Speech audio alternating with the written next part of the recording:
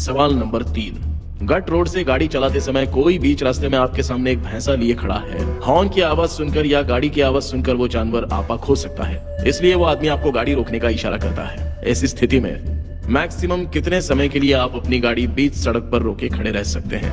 Option A 2 घंटे, option B 4 घंटे, option C 24 घंटे।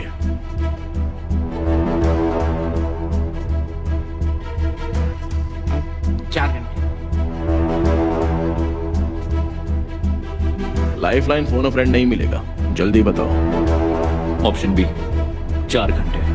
ऑप्शन बी 4 घंटे गलत जवाब है।